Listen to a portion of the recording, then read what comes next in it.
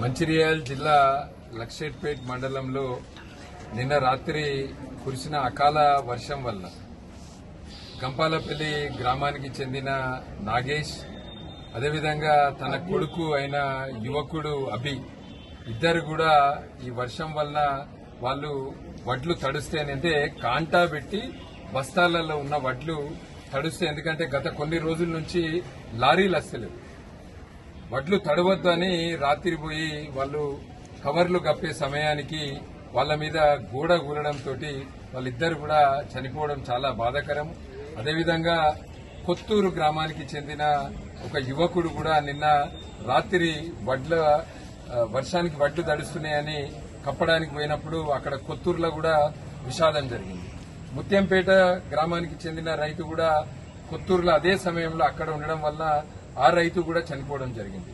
నిన్న జరిగిన దీనిలో మంచిర్యాల నియోజకవర్గం ఈ ప్రాంతంలో లక్షెట్పేట్ ప్రాంతంలో 4 రైతులు చనిపోయింది. వీళ్ళు చనిపోవడానికి కారణం ఒకటే, కొనుగోలు కేంద్రం ఆలస్యం అవ్వడం వలన, కొనుగోలు ప్రక్రియ ఆలస్యం అవ్వడం వలన దాదాపు నెల రోజులైంది ఈ ప్రాంతంలో రైతులు వడ్లు కొనుగోలు కేంద్రాల దగ్గరికి తీసుకొచ్చి నెల రోజుల నుంచి వెయిట్ చేస్తారు. కొనుగోలు కేంద్రాలు ప్రారంభం ఆలస్యమైంది. ప్రారంభం అయినాక చాలా రోజుల వరకు కాంటా పెట్టలేదు. ఆఖరికి కాంటా పెడితే 3 కిలోల కట్టింగ్, 4 కిలోల కట్టింగ్. కాంటా పెట్టిన బస్తాలను కూడా లారీల వాళ్ళు తీసుకుపోతలేరు.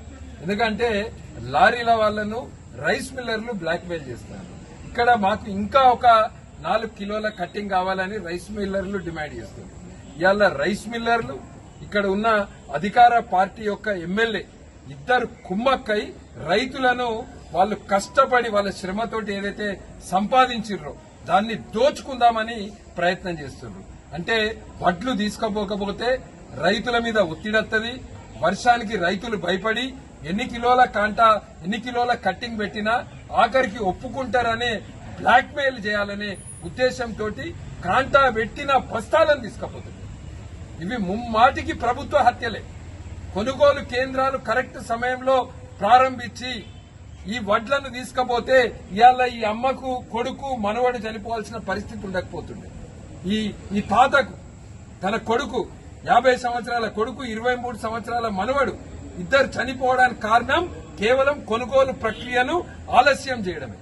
ప్రతి ఒక్కరికి తెలుసు ఇక్కడ ఎంతమంది రైతులు వరేసిండ్రు, ఎన్ని టన్నుల పంట రాబోతోంది, ఎప్పుడొస్తుంది పంట, వాటికి కావాల్సిన ప్రక్రియ ప్లానింగ్ సరిగ్గా చేసుకుని గోడౌన్స్, రైస్ మిల్ అన్ని కూడా ప్లానింగ్ సరిగ్గా చేసుకుంటే ఈ పరిస్థితి రాకపోతుంది.